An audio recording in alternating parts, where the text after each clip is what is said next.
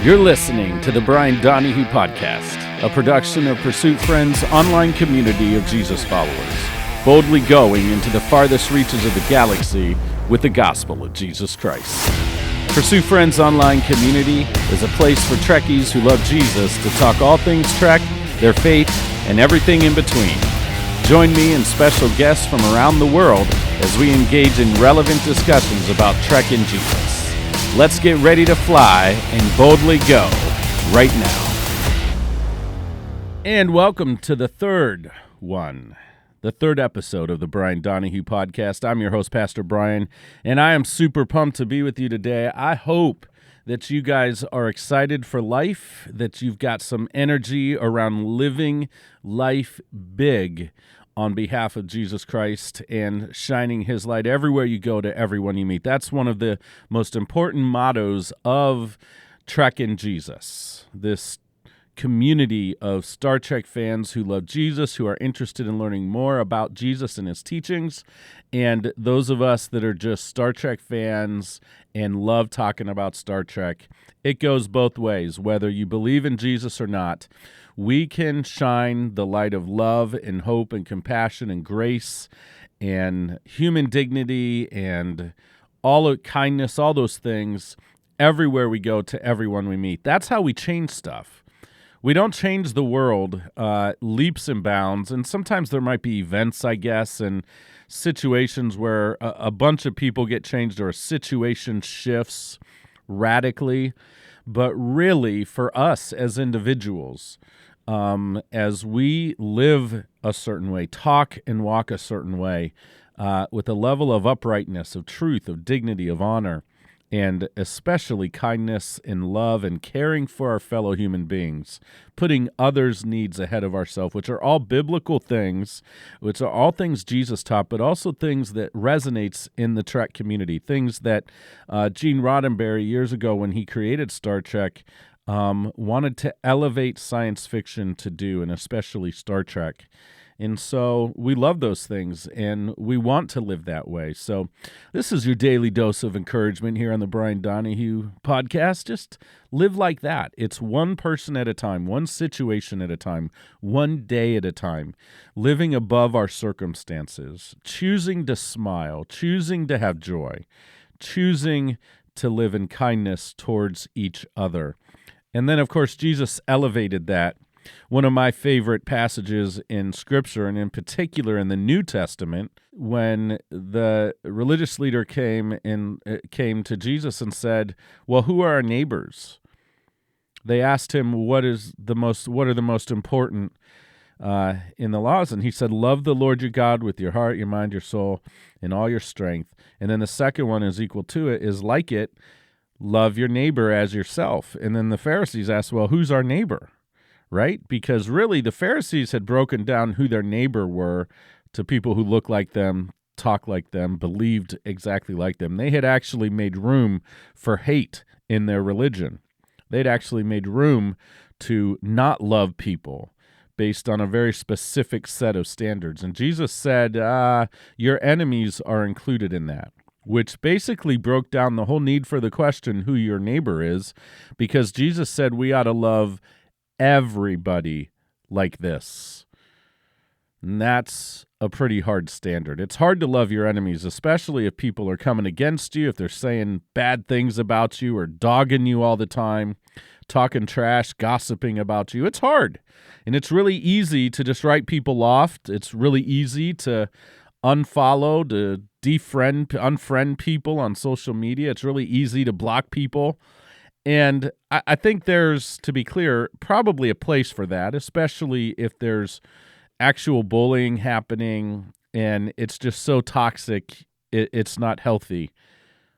But I think sometimes that's one of our first steps. It's one of our first things. Instead of talking it out, instead of expressing ourselves in a way that says, "Hey, man or girl, this is how I feel when you do that. Do you realize you're doing this?" Like giving people an opportunity to recognize how their actions are affecting you and what they're doing. And sometimes it might actually be inactions You know, you think someone should be doing something and they're not, and it can hurt. And so how we approach those situations are very important. We are to love everybody. The Bible says that Jesus came for everybody, but it specifically says that he came to heal the sick. He came for the lost, those that are hurting, those that are poor, for the widows. He came to seek and save those people. And Jesus said something else that I really cling to as a Christian, as a Christ follower, is that he did not come into this world to condemn the world, but to save it, so that they might have eternal life through him. Like, this is good news. I needed to hear this. I needed good news in my life. I was one of the lost. Now, I grew up in church, just part of my story. I grew up in a church, grew up in a very loving, amazing family environment. My parents were involved in my life. I never doubted that they loved me, cared for me. They wanted to know how I was feeling and what I was going through, all those things. Like, I had very good, enriched family life growing up, had a very good and healthy church life too. I love the church I grew up in, and still have great affection for all of those people that were in that church that sowed into my life good, positive things that were always so encouraging to me. But man, in my college years, I just had kind of some struggles and made some decisions that were not good and healthy for my mind and for my heart and for my relationship with God. And I struggled with my worthiness. I struggled with, does God even love me? And of course the answer is, and I ultimately came to this, that yes, God does love me. He came for me. He uniquely and beautifully created me. And he died for my sins, past, present, and future, and for the sins of everyone on the earth. And he sacrificed himself and gave himself up for Brian Donahue. And you can insert your name in there too if you'd like to. And he made the ultimate sacrifice. He died one of the most painful deaths human beings have ever come up with, as a way of killing other human beings, with crucifixion, because it doesn't just involve hanging someone by their limbs on a wooden cross. There's beating, there's scourging, there's crazy stuff. The Romans actually knew exactly, for the most part, how many lashes a human body could take before they died, because the cat of nine tails, as they called it, the whip they used, were not just leather straps. They actually had bone fragments and glass and rock on them. And so what would happen is they would whip the back of the person they were punishing, and those things would dig into the skin and the flesh. And then when they pulled it back, it would pull chunks of the flesh out. And I know that's gruesome, but that's the level of scourging that Christ endured. His body was torn to shreds before he ever carried that cross through town up the hill called Golgotha and was nailed to it. He endured that type of pain. And he did that for Brian Donahue. He did that for Pastor Brian because I needed it. My sin was deep. My sin was secret. My sin was consuming me and affecting everything around me. And I needed him to make that ultimate sacrifice. And there are people out there today, you probably know some, who need to understand that Jesus made this sacrifice for them too. It's the ultimate sacrifice. To give up your life for a friend is the ultimate act of love, because you're sacrificing everything in that moment. And in Starfleet Academy, the latest episode, which is episode 6, we see such a sacrifice happen. And one of the story lines throughout this series so far has been kind of this competition between the War College cadets and Starfleet Academy, the new cadets, a new reformed Starfleet that is saying we need a different way, we need a different path forward. And there's this incredible competition, and it's been fun, very heated at times, but also lighthearted at times, with practical jokes being played back and forth. There's one particular episode where that was happening. Great fun. But in this episode, and again, spoiler alert for those of you that haven't watched it, you might want to pause this podcast, go watch that episode, and then come back. So I'll give you that opportunity right now. 2, 3, 4.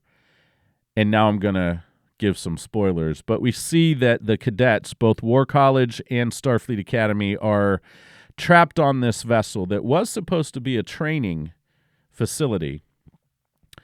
And we see the main bad guy played by Paul Giamatti, which, by the way, is one of the best bad guy episodes of all time in Star Trek. In my opinion, Paul Giamatti in this Noose character is going to go down as the all-time baddie.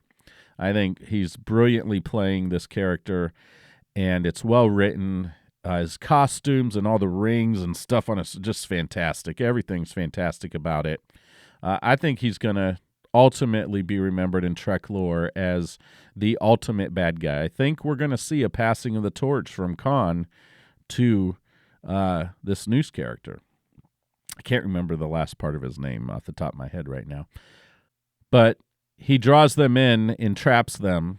And there's all of this deception happening in the episode, but these terrifying aliens have bombarded the ship that these cadets are on, and now they're trapped on the bridge, and they're trying to figure out how to get off. And of course, the Starfleet Academy vessel, the Athena, is working hard to get them off too, and these aliens finally break in. And the Vulcan War College cadet steps in front of the line of fire to protect one of the other Starfleet Academy people, the people that they have been raging against and competing with. And it's this beautiful scene. It's kind of unexpected because throughout the whole episode, though, even though they're kind of working to have the Starfleet Academy cadets and the War College cadets work together, it's actually part of the whole procedure and point of the exercise that they would learn how to work better together. But you see them in their moment of trauma, in their moment of hardship, when they're being bombarded by these terrifying aliens who actually want to not just kill them, but eat them. And it's terrifying. And we see this Vulcan cadet jump in front of the line of fire to save a fellow cadet from Starfleet Academy. Unexpectedly, and it's beautiful. It's hard to watch, but it's beautiful because that is truly the ultimate sacrifice. And that is, in essence, what Jesus did for us. We didn't deserve him to give up his life. He was God, the Bible says, and it's hard to understand and grasp in our human minds. But as Christians, we believe that Jesus was fully God and fully man, that he had to be.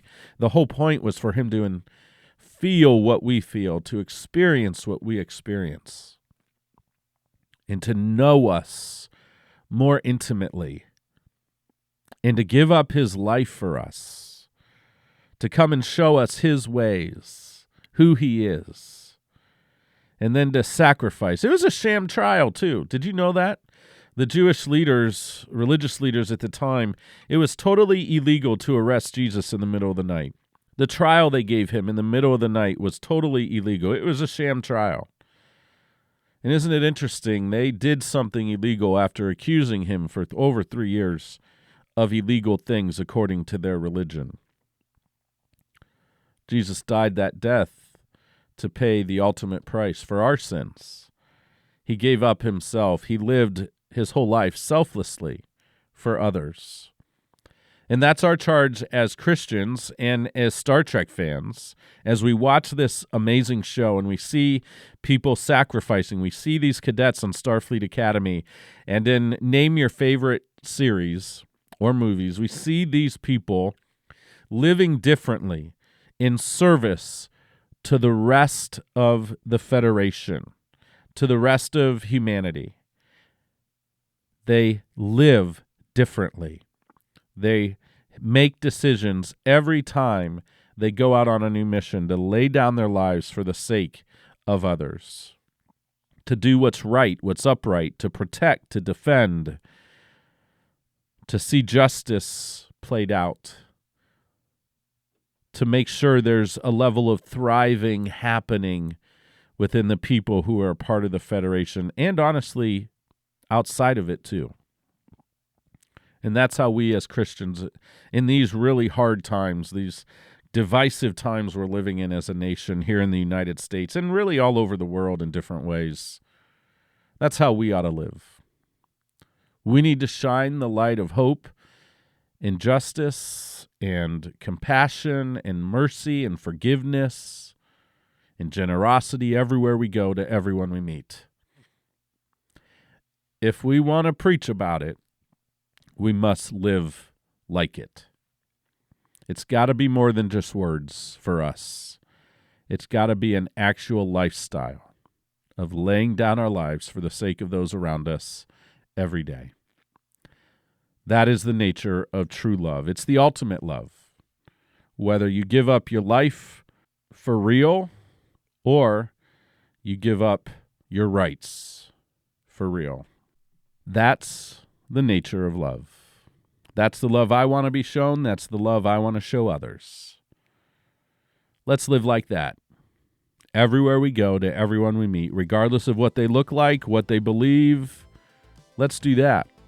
And I'm telling you, we'll change this world one day at a time, one person at a time. The light will get bigger and bigger, and we'll see real change. Hey guys, thank you for listening to my thoughts about Star Trek and Jesus. I hope it's been encouraging to you. I want to encourage you to stay tuned because we have a very special guest this week for this segment. Why the heck is this your favorite Star Trek episode of all time? But before then, I want to share with you a very special song. It's an original song, one I wrote years ago. It's about my struggle. It's also about my healing, and it's a redemptive story, a story of hope and restoration. And I recently re-recorded it, gave it a new vibe, a new twist, and I hope you enjoy it. So listen to this, but stay tuned because we have a very special guest coming up right after this song.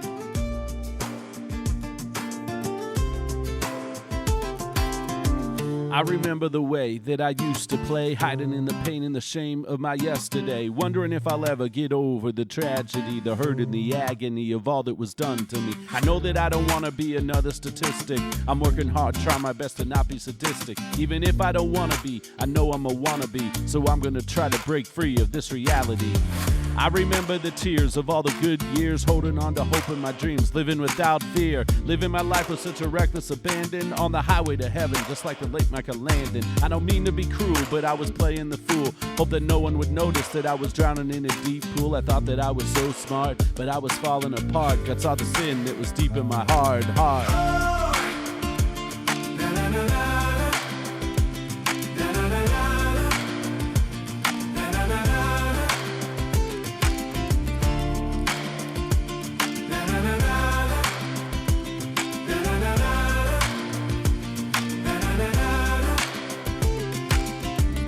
I woke up that morning at 6:45, shaking in the realization of what had happened. I couldn't believe that I was living a lie. All the pain and confusion, she was the love of my life. I couldn't stand to think about what the future would hold. I was afraid and living in shame about the mess that I made. It's been said so many times that fortune favors the bold, but I was holding on to lies and spinning out of control. I played the part on Sunday, but then on Monday, the game would start again. I was living life sideways, sidestepping the truth. I was an addict on Monday, but a church boy on Sunday, trying to live like a sleuth. In and out of the shadows, I was losing the battle. Nobody knew how much my faith was being shaken and rattled. I tried to cover it up by getting all dressed up. Didn't want them to know how badly I was messed up.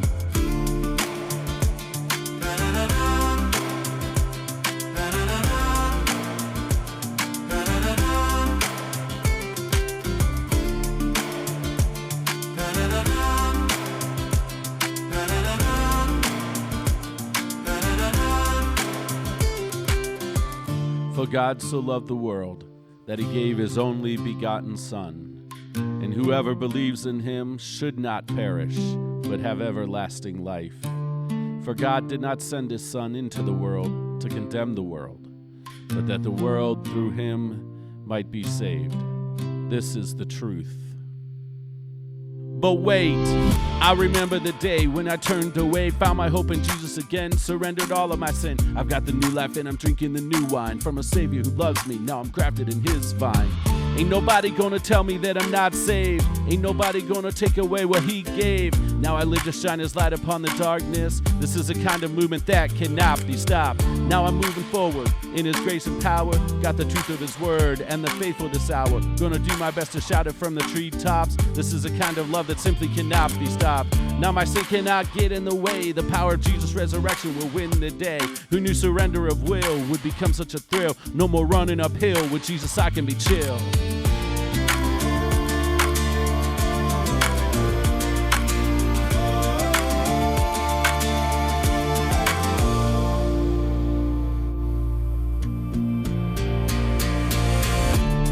This is my story, how Jesus saved me. He rescued me and set me free. This is my story. Jesus is the way, the truth, and the life. I believe that. I hope you believe it. And ladies and gentlemen, boys and girls, aliens from all over the galaxy, it's that time again for your favorite segment of the Brian Donahue podcast. I don't know, it may not be your favorite segment, but here it is once again. Why the heck is this your favorite episode? The portion of our show where we bring in one lucky fan to get their 10 minutes of fame discussing their most favorite Star Trek episode of all time. And today with me is good friend and co-host from the BIG Sci-Fi Podcast, Mr. Stephen Mirkin, all the way from Los Angeles, California, on the Zoom. Steve, how you doing, buddy? Hey, howdy, hey. I am feeling fine. Thank you for having me on the podcast, Brian. It is an honor to be with you on this show. Thank you. I'm very excited to have you on. I hope to have on all the other members of the Big Sci-Fi too to talk about their favorite episode of all time. Mm-hmm. And Steve, I know that you listened to Todd on the podcast last week. Yep. I want to start these segments out by just saying our favorite episodes are probably shifting for some of us, not all of us. But year to year, month to month, maybe even if you're like so hardcore Trekker or Trekkie, it might change daily. You might see the latest, greatest episode and say, that's my new favorite. That's okay. We're all here to have fun and enjoy this thing we called Star Trek.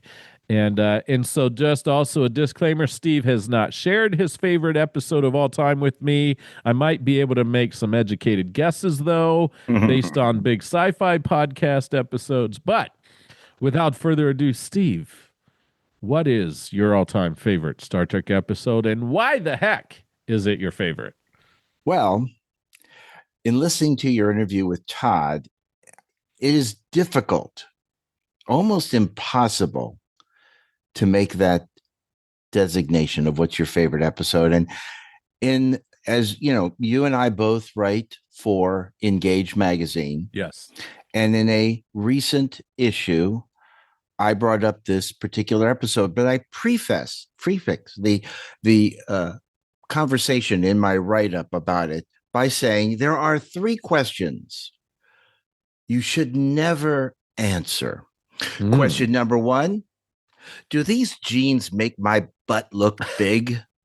Never answer that question. Just look at your feet and say, whatever, and just scurry away, because you're wrong. No matter what the answer you give, you're wrong. The second question, which you can appreciate as much as I, is which is your favorite child?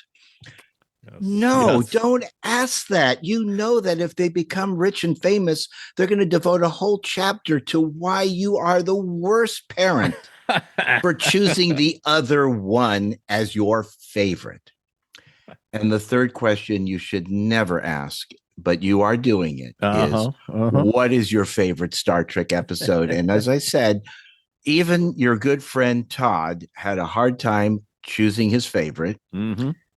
And I'm going to tell you right now, I don't, because I did write it up. And I have stated this more than once on our podcast, the Big Sci-Fi Podcast. Listening always you should do is without a doubt season 1 Enterprise episode Shuttlepod 1. Okay. And I listed in my article in Engage Magazine 5 points as to why it is. And I'll just reiterate those at this time. Yeah, please do.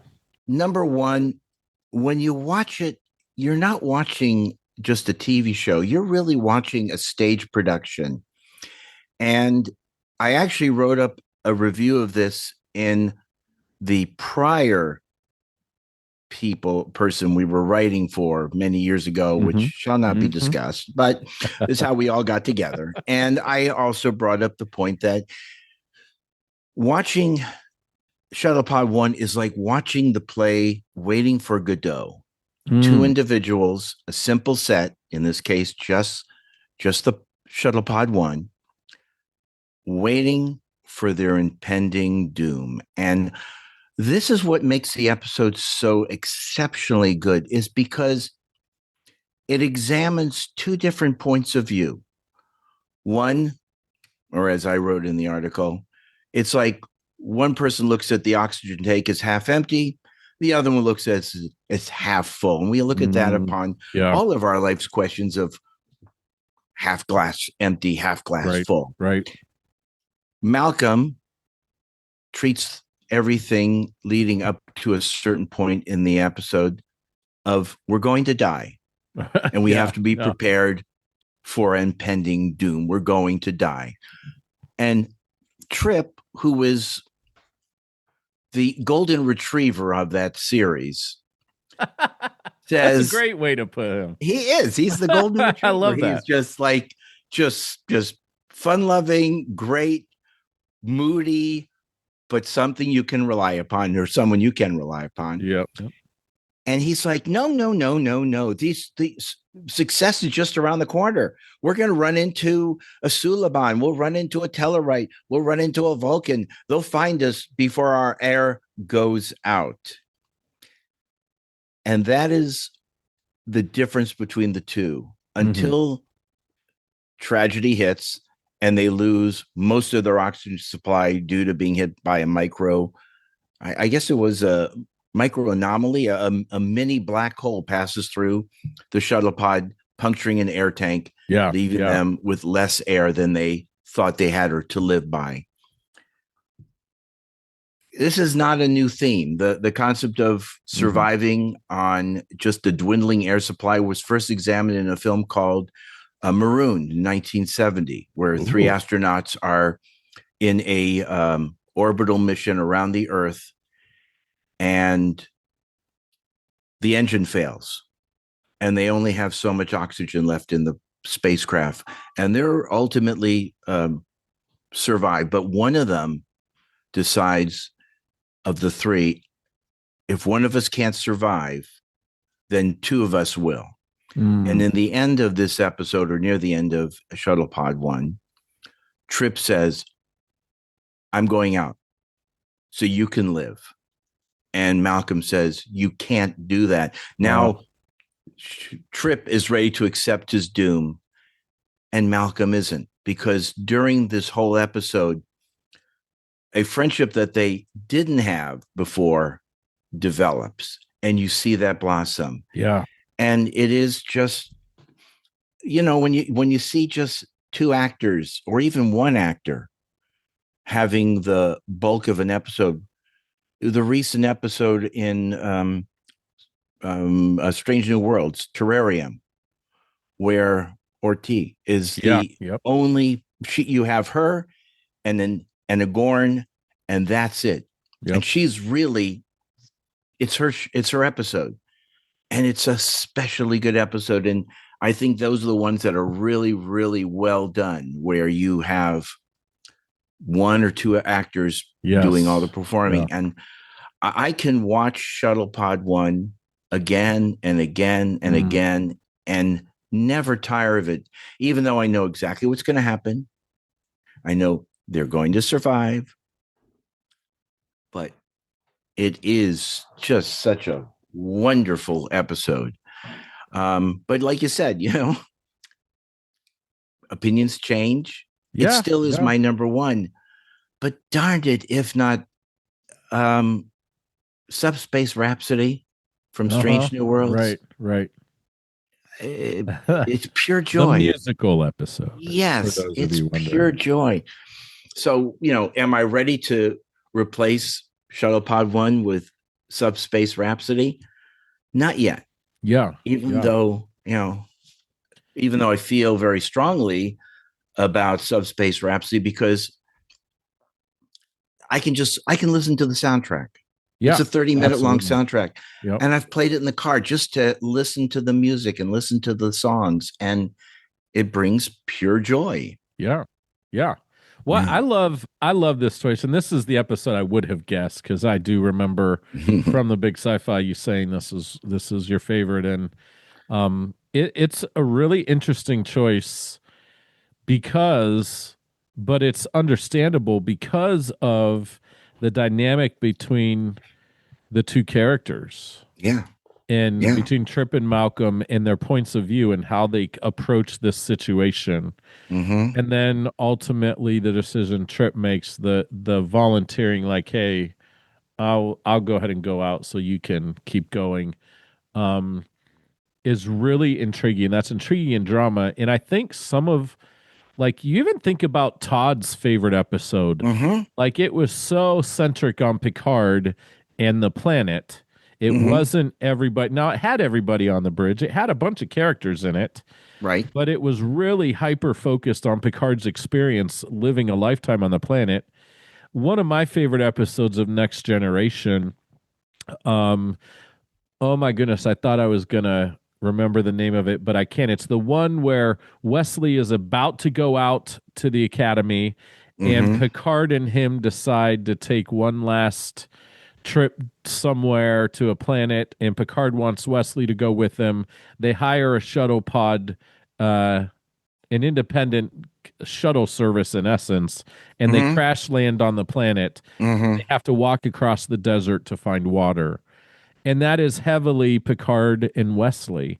And that's one of my favorite episodes. It's not about the action, it's not about the excitement and the really Mm-hmm. complicated story.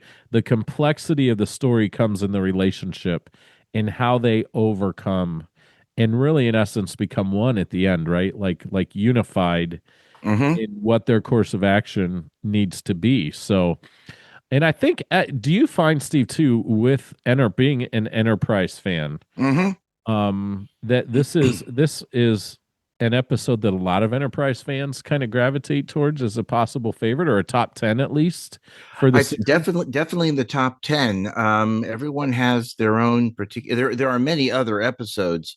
The Stormfront, the Nazi episodes Yes, are yeah, yeah. excellent. Having Brett Spiner reprise his character, so to speak, Hmm. in the Augment episodes. I love those. Yeah. Um, and really, if anyone can look upon Enterprise, the first two seasons, they were, like with anything, finding their footing, whatever. Hmm. The third season was a complete story arc. And the fourth season and was the Manny Koto season. Hmm. And Manny brought such humanity. And again, you talk about great episodes, Similitude, where Hmm. they have to grow another trip because Yeah, he's yeah. Oh my. injured.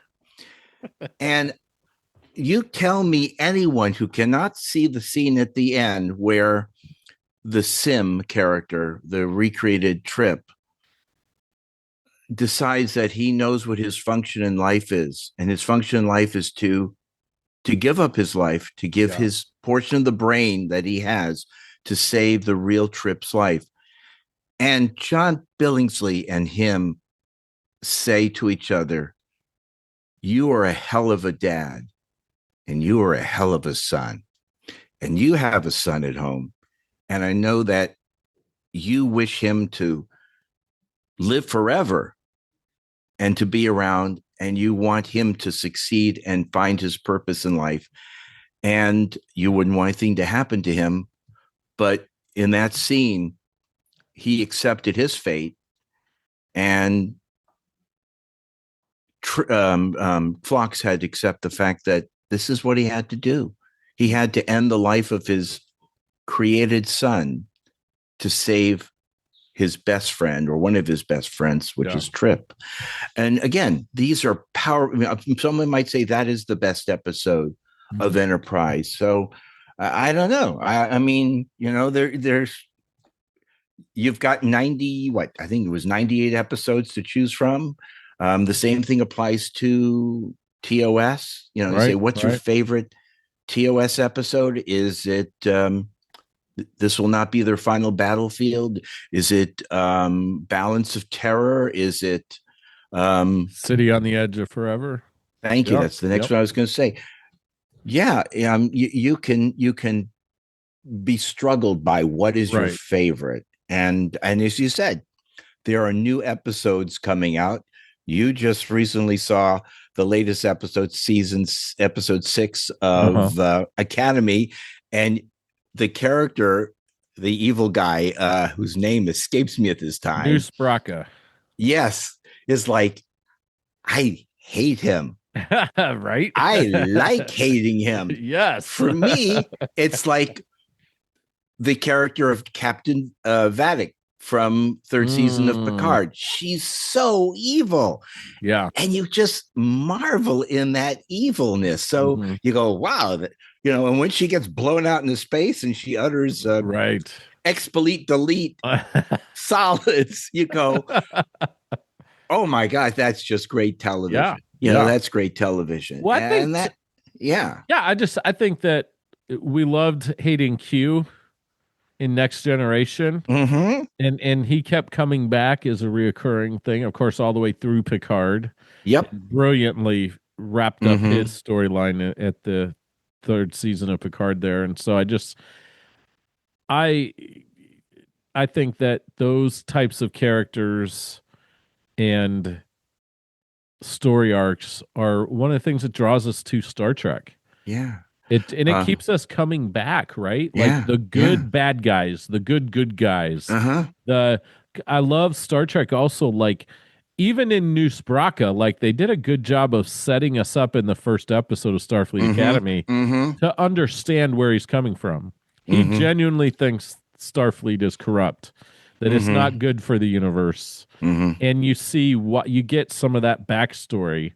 And I think Star Trek has done that to a degree with villains all over the place, or with complicated characters. Even if we wouldn't say they're a bad guy, with complicated characters throughout its whole 60 years that we're celebrating this year, right? The 60th anniversary. Right. Yeah. So I think I love that. And I love even in an episode like Enterprise, Shuttle Pod, those types of moments just give us such rich insight to those characters. Yeah. And the drama feels real. And of course, those guys had incredible chemistry. They did the podcast together, now post Enterprise, and just it's a jewel in the belt or the crown of Enterprise. Shuttlepod is. And I love that, Steve, guys like you are helping fans find Enterprise for the first time. You're absolutely right. And it's interesting. That is a reoccurring theme I see where online or so on, where people say, I never really thought about it before. Now I'm starting to watch it, and I like it. I like it a lot. I see what they were trying to do with the show and how it was chopped off at the knees just as it was getting done, going. I mean, people all know that if it has survived a fifth season, a sixth season, a seventh season, as did all the other Star Trek series do, that we probably would have seen the Romulan War. Yeah. We would have seen that conflict that was so well looked at in the subsequent Star Trek Enterprise books that I've read. Right. And how is also talked about in a really fine book, Star Trek, the first 150 years, where they look at and they tell the story of the Romulan War. Would have really brought forth a lot more characters, a lot more spacecraft, a lot more conflict, a lot more issues. Even, and though those books were written well after the series had ended, I still think that Manny Cotto and the other writers and the Rick Berman and Brandon Braga, they would have probably followed the same path that the writers of those books did of portraying the Romulan War, which again, they touched on it in the last season with the drone ship that attacks them. That's remote controlled by the NR. So, there's it could have been. It could have been. Enterprise suffered from several things, unfortunately, timing being one of them. Yep.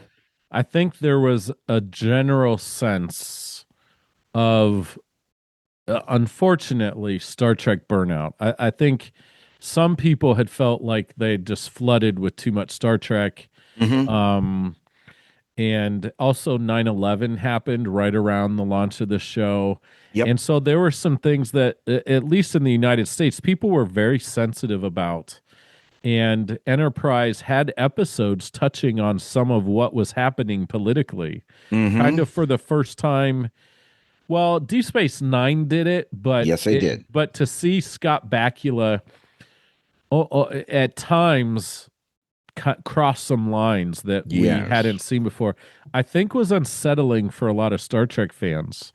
And I think also just the whole prequel idea was relatively new. Certainly new to Star Trek fans. We just thought we just kept getting the progression. And there were just enough fans, I think, that didn't appreciate that, wanted to see past Deep Space Nine and Next Gen and Voyager, or that continual, that timeline at least the same time. I think they're just, unfortunately, just the timing was a big part of that, and then Star Trek being everywhere and having all these other stuff that had already occurred.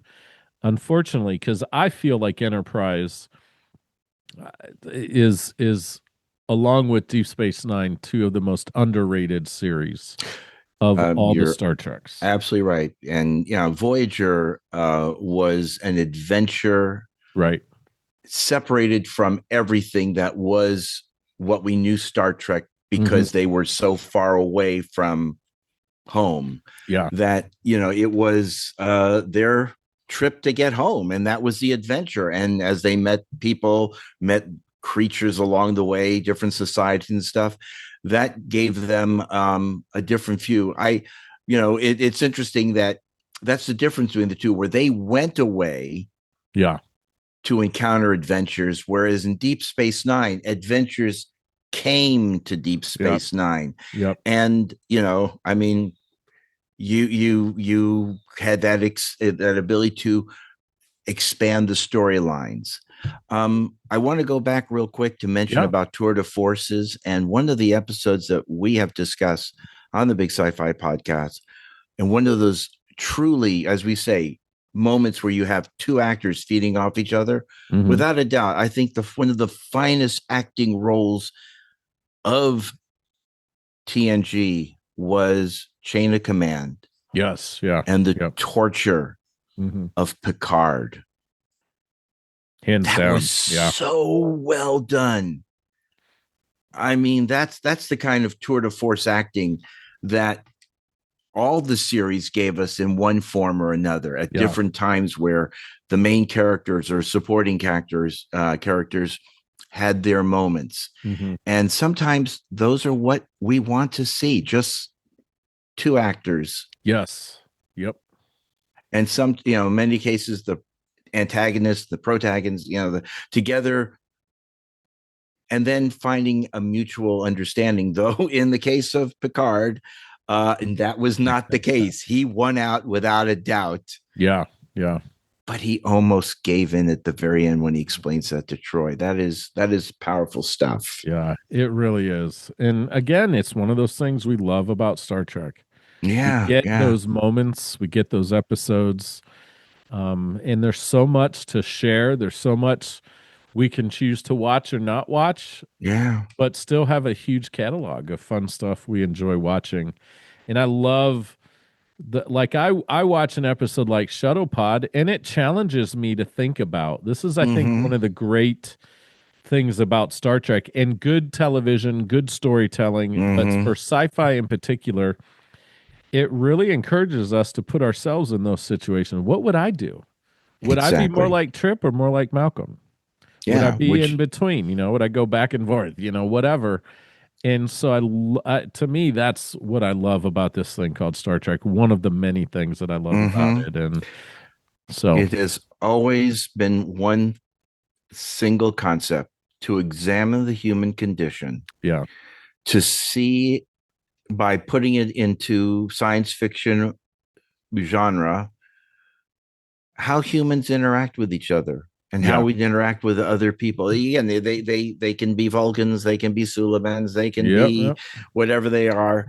But there's a personality, there's a character there, there's something to work on and be with. And yeah, that's why we love it. And that's why, darn it, if we try every episode of the Big Sci-Fi Podcast not to mention Star Trek, but for some reason it always comes up, because it is they have touched on so many subjects. Yes. Yeah. That you can watch any science fiction movie or read any science fiction book or watch any science fiction TV that has nothing to do with Star Trek, and you can still see the relationship and the tie-in between one and the other.